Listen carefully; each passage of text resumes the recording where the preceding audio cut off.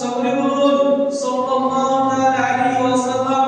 তিনার প্রতি লাখো কোটি দুরূদ ও সালাম অবতীর্ণ হোক।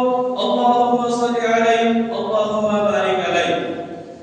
আজকে আমি আপনাদের সামনে সূরা নিসা থেকে ছোট্ট একটি আয়াত তেলাওয়াত করেছি।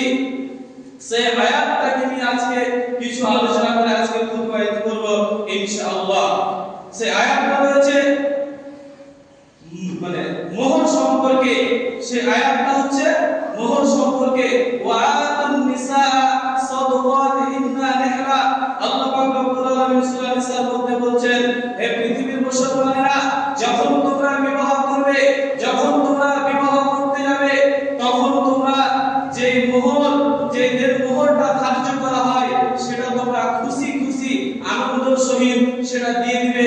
এখানে তোমরা কোনো প্রকারে মন ভারী করবে না, এখানে তোমরা কোনো প্রকারে মন নিচু করবে না। খুশি খুশি মোহরের কথা আল্লাহ পাক রব্বুল আলামিন দিতে বলছেন। তো আজকে এই দেড় মোহর সম্পর্কে নিয়ে আজকে খুতবাটা আলোচনা হবে ইনশাআল্লাহ। তো একজন পুরুষ যখন তার বিবাহ করার টাইম চলে আসবে, যখন সে বিবাহ করতে যাবে, তখন কোন নারীকে সে দেখতে যাবে, যখন সে দেখতে যাবে তখন সে একাই যাবে, সঙ্গে বাবা, সঙ্গে আত্মীয় ইত্যাদি লোকজন নিয়ে যেতে হবে না। ওই পুরুষ যে জায়গায় সে নিজের জন্য বউ দেখতে যাবে, স্ত্রী খোঁজে যাবে, সেই বাড়িতে একাই যাবে। যাওয়ার পরে ওই মহিলাকে এক নজর চোখে দেখবে, দেখার পরে তার যদি পছন্দ হয়ে যায়, তাহলে তার পছন্দ কিংবা অপছন্দ এই কথা মেয়ের বাবাকে জানাবে, তার বাড়িতে জানাবে। তারপরে যদি পছন্দ হয়ে যায়, এবার দুজনেই ওরা ওই ছেলে পক্ষকে একবার দেখে নেবে। দেখে নেওয়ার পরে এবার যখন বিবাহ এবার কাজের আগে বাড়বে, তখন একটা মেন জিনিস হচ্ছে কি, সেটা হচ্ছে মোহরানা ধার্য করা হয়, মোহরানা একটা নিযুক্ত করা হয়। যদি এই মোহর না হয় তাহলে বিবাহ শুদ্ধ হবে না, মোহর দিতেই হবে, কারণ ফ্রিতে কোনো জিনিস পাওয়া যায় না। এবার কথা হচ্ছে যে এই মোহর যদি না দেওয়া হয়, তাহলে একজন মহিলা, একজন পুরুষের জন্য, একজন যুবকের জন্য কখনোই হালাল হবে না। আল্লাহ পাক রব্বুল আলামিন মোহর কেন করলেন, এটা আপনি প্রশ্ন করতে পারবেন যে আল্লাহ পাক রব্বুল আলামিন মোহর কেন করলেন। মোহর এই জন্য করেছে যে স্ত্রীকে, যাকে বিবাহ করবে মানুষ, ওই স্ত্রীকে কোরআনের সূরা বাকারাতে তাকে ভূমি বলা হয়েছে, তাকে জমি বলা হয়েছে। কি বলা হয়েছে? জমি বলা হয়েছে। মানুষ কি করে, নিজের জমিতে ফসলের বীজ বুনে দেয়, ফসল উৎপন্ন হয়, তারপরে ফসল কাটে, সেই জায়গাতে রঙের ফসল মানুষ পায় জমি থেকে।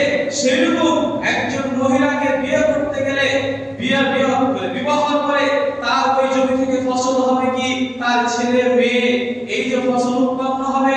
তো জমি যেমন, মাঠের জমি যেমন, ফসলের জমি যেমন ফ্রিতে কোথাও পাওয়া যায় না, সেই রকম একজন মহিলাকে ফ্রিতে কোনোদিন পাওয়া যাবে না, তাকে জমি বলা হয়েছে, তাকে ভূমি আল্লাহ পাক রব্বুল আলামিন বলেছেন।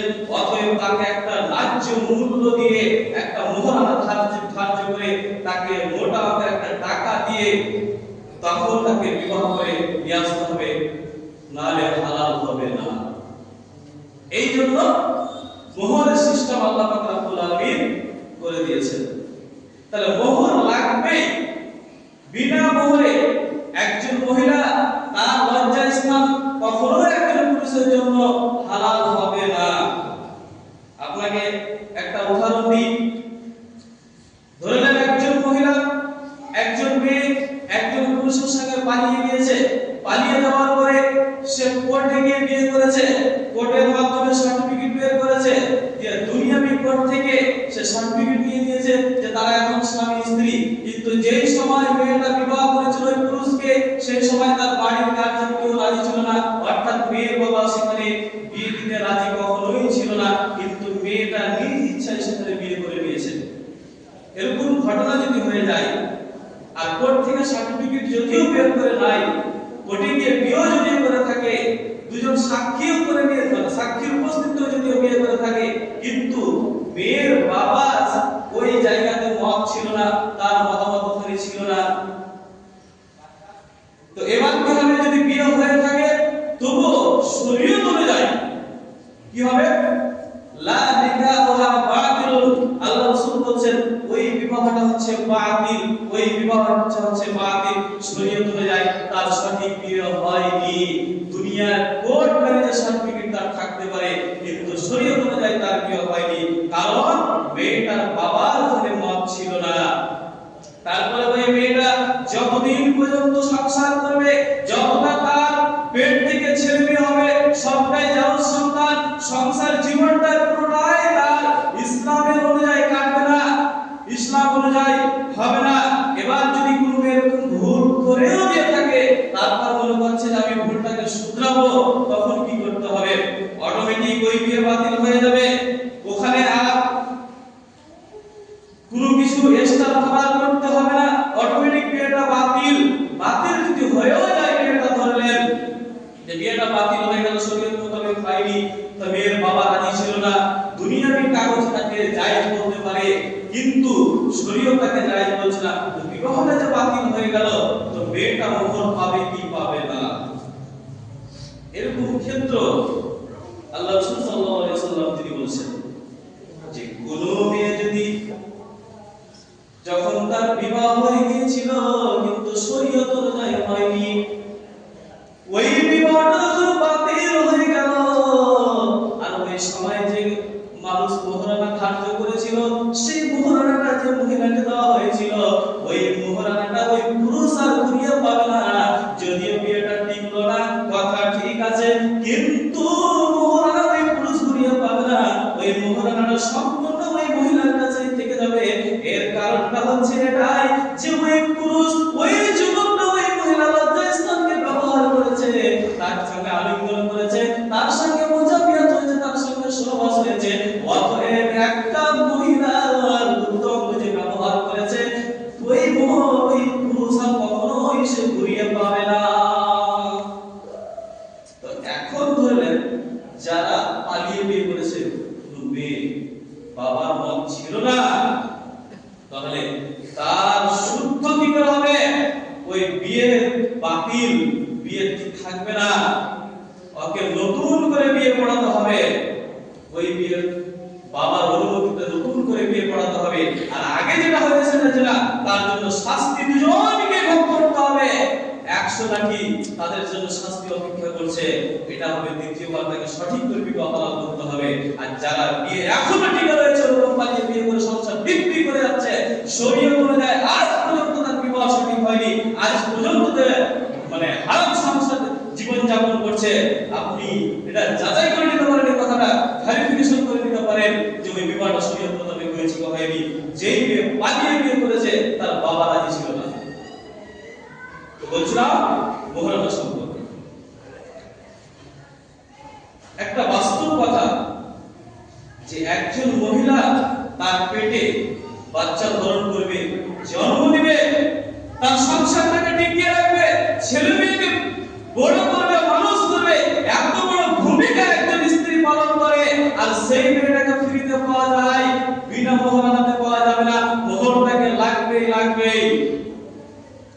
বর্তমান যুগে অনেক, এখন আধুনিক যুগে কি হয়েছে যে অনেক মানুষ কোটিপতিরা নিজের স্ত্রীর পেট থেকে সন্তান নিবে না, কারণ তার শরীর গেলে নষ্ট হয়ে যাবে, তার শরীরের কমে যাবে, এই জন্য ছেলে এবং মেয়ের বীর্যকে এক জায়গায় করে অন্য একটা মেয়ের গর্ভকে ভাড়া করে নিচ্ছে, এবং সেখানে অন্য একটা মেয়েকে ভাড়া করে তার পেটে সন্তান বড় করছে, এর বিনিময়ে টাকা দিচ্ছে। তাহলে একটা ছেলে যদি কাউকে গর্ভ থেকে নিতে যায়, একটা মেয়ে যদি নিতে যায়, তাহলে টাকা লাগে। অথবা একজন কাউকে বিয়ে করতে গেলে কোন নারীকে বিনা টাকাতে বিনা মোহরে কিন্তু হবে না। যেমন উদাহরণস্বরূপ বলি, এই যে শাহরুখ খান, তার বড় ছেলের নাম আরিয়ান, আর তার যেটা ছোট ছেলে, এটা তার স্ত্রী গরিব পেটে নয়, এই ছেলেটাকে একজন মহিলার পেট থেকে বীর্য দিয়ে পেট থেকে বের করে নিয়েছিল, এর জন্য 10 বছর আগে তাকে 19 লাখ টাকা করে দিয়েছিল। এর দাম, তাহলে মোহরানা ছাড়া একজন মহিলাকে বিবাহ করা যাবে না। এবার আসুন, বিয়ে যখন পড়ায় যদি মোহর উল্লেখ না করে বিয়ে পড়িয়ে দেওয়া হয় তাহলে কি বিয়েটা হবে? বিয়ে হয়ে যাবে, বিয়ে হয়ে যাবে। কেমন করে? একজন সাহাবী আল্লাহ রাসূলের খিদমত করতেন, তার নাম হচ্ছে রাবিয়া। এই সাহাবীটা একদিন মসজিদে বসে আছেন, আল্লাহ রাসূল বলেছেন, ও রাবিয়া, তোমার মনে হয় বিয়ের বয়স হয়ে গেছে, তুমি খুব ভাবনা চিন্তা ভাবনা করতেছো, অতএব তুমি রাবিয়া বিয়ে করে নাও। তুমি কি বিয়ে করবে? তখন ওই রাবিয়া সাহাবীটা মুস্কি হেসে বলছে, আল্লাহ রাসূল আপনি কি বলেন? আল্লাহ রাসূল চলে গেলেন। আল্লাহ রাসূল বলছেন, রাবিয়া কি খবর, বিয়ে করবে?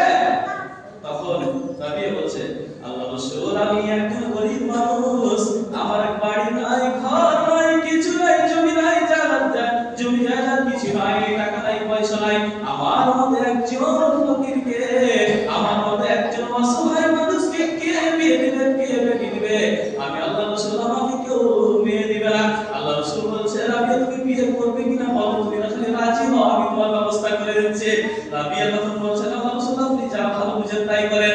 এবার আল্লাহ রাসূল বলছেন, ওই একটা আনসারীর বাড়ি চলে যাও, যাওয়ার পরে সালাম দিবে, সালাম দেওয়ার পরে আমার কথা বলবে, বিশ্বনবী পাঠিয়েছেন আপনার মেয়ের সাথে আমার বিয়েটা লাগিয়ে দেন, শুধু এই কথা বলবে।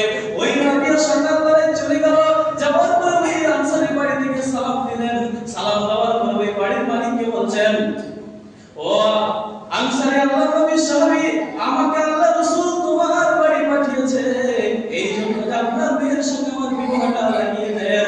এবার তখন ওই সাহাবী, ওই আনসারী আর কোনো কথা জিজ্ঞাসা না করে এবার ওই রাবিয়াকে বসতে দিলেন। বসার পরে মহিলা মেয়েকে সামনে রাখলেন, এক নজর দেখা হয়ে গেল। বলছে, তোমার কি পছন্দ? আমার মেয়ে, হ্যাঁ পছন্দ, আমাকে বিশ্বনবী পাঠিয়েছেন, আর কোনো কথা হবে না। গ্রাম থেকে দুজন সাক্ষীকে ডাকা হলো, সাক্ষীকে ডেকে নেওয়ার পরে ওই মজলিসে ওই অবস্থায় মেয়ে এবং ছেলের বিবাহ দিয়ে দেওয়া হলো, বিয়ে পড়িয়ে দেওয়া হলো, বিয়ে হয়ে গেল। ভোজ নাই, কিছু নাই, কাউকে ডাকা ডেকে নাই। আল্লাহ নবী বলেছেন সালাম দিবেন, বলবে আপনার মেয়ের সঙ্গে বিবাহ লাগিয়ে দেন। এবার সালাম দিলেন, বিশ্বনবী পাঠিয়েছেন, আপনার মেয়ের সঙ্গে বিবাহ পড়িয়ে দেন, বিয়ে দিয়ে দেন। এবার মেয়েকে সামনে ডাকা হলো, মেয়েকে এক নজর ছেলে দেখে নিল, দেখে নেওয়ার পরে গ্রাম থেকে দুজন সাক্ষীকে ডাকলেন, ওই বাড়ির মালিক, মেয়ের বাবা, দেখার পরে খুতবা দিয়ে বিয়ে পড়া হয়ে গেল। কিন্তু মোহর উল্লেখ হলো না, বিয়ে হয়ে গেল। তারা বিয়ে বাড়ি চলে আসলেন, সকাল 8টা থেকে বিয়ে হলো। এবার দুপুরে আল্লাহ রাসূল বলেছেন, আল্লাহ রাসূল বিয়ে তো হলো, কিন্তু আমি যে কিছু তাকে দিতে পারলাম না, মোহর যে কিছু লাগতো। আল্লাহ রাসূল বলছে, এই ব্যাপার বলছেন, আমি ঠিক আছে, নামাজ পড়া হলো। সাহাবারা আল্লাহ রাসূল বলছেন, ও আমার সাহাবারা, ও আমার সাথীরা, এই রাবিয়ার জন্য কি তোমরা এক মোহরের ব্যবস্থাটা তোমরা কেউ করে দিতে পারবে না? তোমরা বাড়ি যাও, বাড়ি যাওয়ার পরে যার বাড়িতে হালকা পরিমাণ যদি সোনা থাকে, এই রাবিয়ার মোহরের জন্য তোমরা একটু ব্যবস্থা করে দাও। সাহাবারা সঙ্গে সঙ্গে বাড়ি থেকে গেলেন। বাড়ি যাওয়ার পরে যার যতটা সামর্থ্য ছিল, যার যতটা বাড়িতে সোনা ছিল, টুকরোগুলোকে কুড়িয়ে নিয়ে আসার পর আল্লাহ রাসূলের হাতে দিলেন। আল্লাহ রাসূল হাতে নেওয়ার পরে সোনাটা দেখলেন একটা বড় খেজুরের বিচির সমান হয়ে গেল। ওই খেজুরের বিচিটাকে নিয়ে, ওই খেজুরের বিচিটা সমান সোনাটা আল্লাহ রাসূল ওই রাবিয়ার হাতে দিয়ে দিলেন। দেওয়ার পরে বলছেন, যাও তোমার শ্বশুর বাড়ি চলে যাও, আর তোমার শ্বশুরকে এই সোনার টুকরো দিয়ে দিবেন, বলবে এটা হচ্ছে আপনার মেয়ের মোহর। রাবিয়া তখন খুশি মনে ওই সোনার টুকরো দিয়ে দিলেন, নিয়ে নেওয়ার পরে সঙ্গে সঙ্গে চলে গেলেন ওই আনসারীর বাড়ি, শ্বশুর বাড়ি। যাওয়ার পরে তখন শ্বশুরের হাতে মোহর মানে সোনাটা দিয়ে দিলেন। দেওয়ার পরে তখন বলছে যে আমি এটা মোহর হিসেবে আপনাকে দিয়ে দিলাম। এই মোহরটা দেওয়ার পরে সঙ্গে সঙ্গে আবার মসজিদে নববীতে ফিরে এসেছেন। আল্লাহ রাসূল বলছেন, আল্লাহ রাসূল সকাল 10টায় 9টায় বিয়ে হলো ঠিক, দুপুরের সময় মোহর দেওয়া হয়ে গেল ঠিক, কিন্তু বউকে যে বাড়ি নিয়ে আসবো এর জন্য ওয়ালিমার ভোজ করতে হবে। এটা যদি না হয় আমার কেমন লাগছে? আল্লাহ রাসূল বলছেন, রাবিয়া বুঝতে পারছি তুমি আজকে বউ বাড়ি নিয়ে আসবে, তোমার মনে খুব আঁকা করছে, অতএব তুমি এক কাজ করো রাবিয়া, তোমার এক্ষুনি ওয়ালিমার ভোজ হয়ে যাবে। তখন ওই আল্লাহ রাসূল রাবিয়াকে বলছে, ও রাবিয়া তুমি একটু অপেক্ষা করো। সাহাবারা বললেন, ও সাহাবায়ে কেরাম তোমরা কি করো? কেউ একজন আমার বাড়ি দাও, আমার স্ত্রীদের কাছে দাও। নবী বলছেন, আমার বাড়ি আমার স্ত্রীদের কাছে দাও। যাওয়ার পরে কিছু আছে কিনা, রুটি আটা কিছু রয়েছে কিনা, বাড়ি গেলেন। যাওয়ার পরে যখন খোঁজ করে দেখা গেল যে এক টুকরো এক চাকরি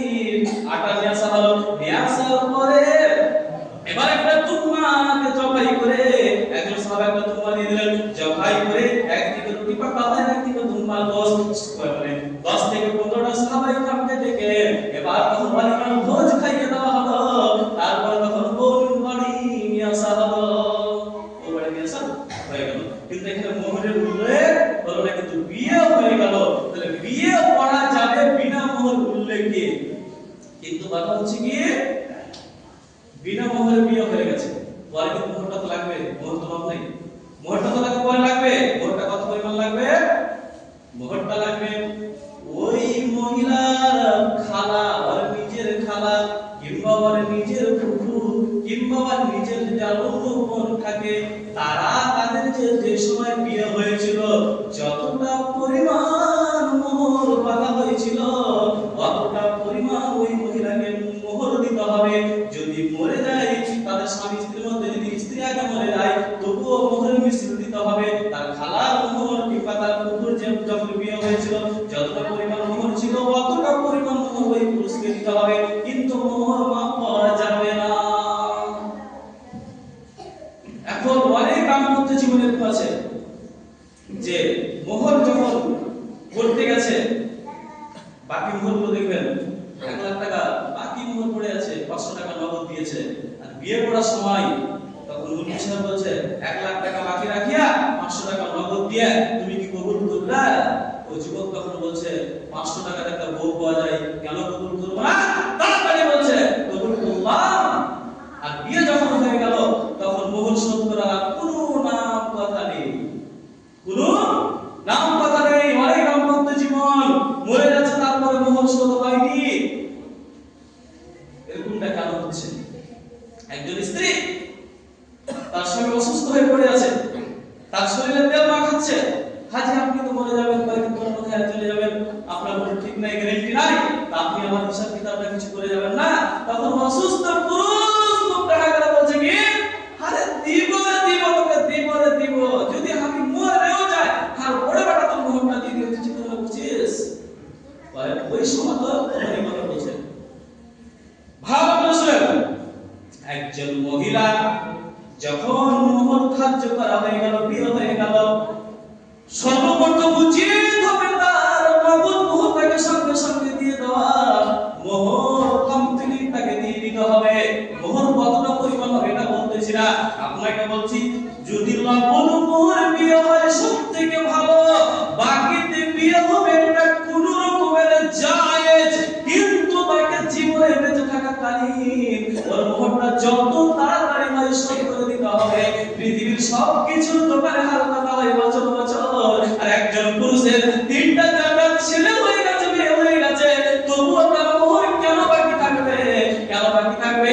এটা একজন পুরুষের জন্য লজ্জাজনক, একটা দুঃখজনক, এটা তার জন্য ঘৃণিতজনক একটা কথা যে তার স্ত্রীর মোহর কেন এখন পর্যন্ত বাকি থাকবে। তো প্রত্যেক বছর হাল খাতা হয়, তো যাদের মোহর বাকি আছে স্ত্রীর তাদের হাল খাতা হবে না? কেন আপনার মোহর বাকি থাকবে? কেন মোহর দেওয়া হবে না? মোহর দিতে হবে। আপনি বলবেন যে পরে দিলে তো হবে না। আপনার স্ত্রী যদি ওই টাকাটা মোহরের টাকাটা আগেই পেয়ে যায়, বাকিতে বিয়ে হয়েছে ঠিক, 1 লাখ টাকা 4 লাখ টাকা মোহরটা আপনাকে দিতে হবে, এখানে কোনো রকমের ছাড় নেই। আপনাকে ওই টাকাটা যদি স্ত্রীকে প্রথম দিকে দিয়ে দেওয়া হয় তার মনটা খুশি হবে এবং সেই টাকাটা সংসারের জীবনে কোনো একটা সে কাজে লাগাতে পারবে এবং দাবি থেকে আপনিও মুক্তি হয়ে যাবেন। আর খোদা না খাস্তা যদি আপনি মরে যান, যদি আপনার স্ত্রী মরে যায়, তাহলে পরে ওই টাকাটা আপনার স্ত্রীর জীবনে ব্যবহার করতে পেল না, কিন্তু পরবর্তী মরে যাওয়ার পরে যদি স্বামী যদি মোহরটা দেয় তবুও ছুটি পেয়ে যাবে, কিন্তু এটা লজ্জাজনক কথা। ওই টাকাটা স্ত্রী পেল না, তার ছেলে মেয়ে আত্মীয় স্বজন ওয়ারিস হিসাবে ওই মোহরের টাকাটা ভাগ পেয়ে যাবে, মোহরের অংশটা ভাগ নিয়ে নেবে। কিন্তু যে নিজের হাতে টাকাটা কি করতো, খরচ করতো, যে নিজের হাতে নিয়ে লাগতো, যে খুশি হতো, সে কিন্তু মোহরটা পেল না, দিচ্ছিল তার জীবনে তাকে বেঁচে থাকাকালীন দিয়ে দেওয়ার এটাই প্রয়োজন ছিল। এবার আপনি বলবেন অনেক পুরুষ আছে 1 লাখ টাকা মোহর হয়ে গেছে, বুঝেনি মানুষ মোহর বেঁধে দিয়েছে, তো এখন কি করবো? স্ত্রী পাঁচরা বলছে আমি যদি মরে যাই মোহরটা মাফ করে দিও। বলছি কি বলে না, আমি যদি মরে যাই মোহরটা তুমি মাফ করে দিও। ভালো করে শোনো, মানুষ যদি স্ত্রীর কাছে মোহর মাফ চায়, এটা জায়েজ, মাফ চাওয়াটা না পারলে শেষ অবস্থাতে সে মাফ চাইতে পারে, এটা কোন রকম জায়েজ। কিন্তু ভালো করে শুনুন, একজন পুরুষ যদি স্ত্রীর কাছে মোহর মাফ চায়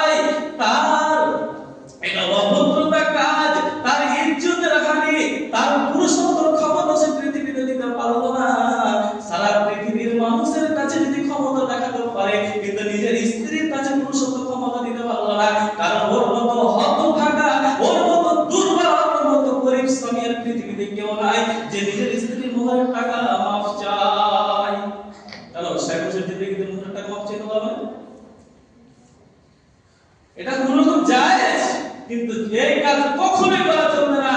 কারণ আপনার স্ত্রী হাত পেতে মোহর চাইছে, আপনি দিবেন না মানে? আর ওকে আপনি সংসারিক জীবনে লম্বা ভূমিকা সে পালন করেছে, আর তার মোহরের টাকা সহজ হবে না জীবনে, এর থেকে দুর্ভাগ্যের বিষয় আর কিছু নাই। তার মোহরের টাকাটাকে সহজ করতেই হবে বেঁচে থাকা কালীন। আর যদি মানুষ মোহরের টাকা না দিয়ে মারা যায়, ঠিক গেল, বলে মরে গেছে, বাকি হয়ে গেছে, তাই আমাদের দিন ওই মহিলা আর ওর স্বামী যদি কিয়ামতের দিন যেদিন দাঁড়াবে, আল্লাহ পাক রব্বুল আলামিনের সামনে আসামি হয়ে তাকে দাঁড়াতে হবে। সেই দিন কিয়ামতের দিন ওই যে স্ত্রীকে নিয়ে দুনিয়ায় সংসার করেছিল, কিন্তু মোহর মাফ করে মোহরকে পরিশোধ করতে পারেনি, মোহর থেকেই গিয়েছিল, তখন কি হয়েছে? কিয়ামতের মাঠে এইভাবে আসামি হয়ে দাঁড়াবে যে আল্লাহ পাক রব্বুল আলামিন বলবেন, ও পুরুষ আমার বান্দা, ওই মহিলার সাথে তোমার কি সম্পর্ক ছিল? বলবে আল্লাহ তাআলা আমার সাথে স্বামী স্ত্রীর সম্পর্ক ছিল, ও হচ্ছে আমার স্ত্রী। আল্লাহ তখন বলবেন, না না না, তোমার সাথে স্ত্রীর সম্পর্ক ছিল না, যতদিন তুমি দুনিয়ায় তাকে নিয়ে সংসার করেছো, তার ইজ্জত তুমি লুটেছো, তাকে তুমি কি করেছো? তাকে তুমি জেনা করার সাথে জেনা করেছো, তার সঙ্গে ব্যভিচার করেছো, কারণ তুমি মোহর শোধ করনি। আর মোহর যদি কেউ শোধ না করে, একজন মহিলা লজ্জা স্থান একজন পুরুষের জন্য জীবনে কখনো হালাল নয়। তাহলে সেই দিন আসামি হবে জেনাকারীর কাঠগড়ায় তাকে দাঁড়াতে হবে, সেই দায়িত্বে তার স্বামীকে দাঁড়াতে হবে যদি স্ত্রী মোহর শোধ না করে থাকে। আর স্ত্রী মোহর যদি মাফ চায়, আজকে মাফ করে দিল, দুদিন পরে স্ত্রী বলতে হবে, হ্যাঁ আপনি মন থেকে তো মাফ করেছিলেন নাকি, তখন আপনি কি করবেন? অতএব পুরুষত্ব ক্ষমতা এটাই যে মোহর যত তাড়াতাড়ি শোধ করে দেন, এটা আপনার মাথায় বোঝা, এটা আপনার ঋণ, এই জিনিস মাথায় নিয়ে রাখা হবে না। এবার আসুন যে মোহর কতটা পরিমাণ হবে, সময় মাত্র বেশি হয়ে গেছে, যাই হোক মোহর কতটা পরিমাণ করতে হবে, এখন বর্তমান সমাজে কতটা চলছে, এটা ঠিক না, কতদূর কি অবস্থা, এই ব্যাপারে পরবর্তী সময়ে আলোচনা করা হবে ইনশাআল্লাহ। আজকে এখান থেকে আমার বক্তব্য করছি, ওয়া আলাইনা ইন্নাল ওয়ালা ওয়া আলাইকুমুল হিসাব। সর্বশেষে আল্লাহ পাক রব্বুল আলামিনের কাছে দোয়া করি, এখনো যে মানুষের মোহর এখনো বাকি রয়েছে, স্ত্রী মোহর পাবে, যেই করে হোক, জমি দিয়ে হোক, আর কিছু করে হোক, টাকা দিয়ে হোক, আপনি মোহরটা অতি তাড়াতাড়ি আপনি কি করবেন? পরিশোধ করে দেবেন। এটা সব থেকে আপনার জন্য ভালো, এবং এটা লেট করা, বিলম্ব করা চলবে না। বাড়ি পরে করেন, জমি জায়গা পরে করেন, যে আপনার বাড়িতে ঋণ হবে, আপনার স্ত্রী যাকে নিয়ে সংসার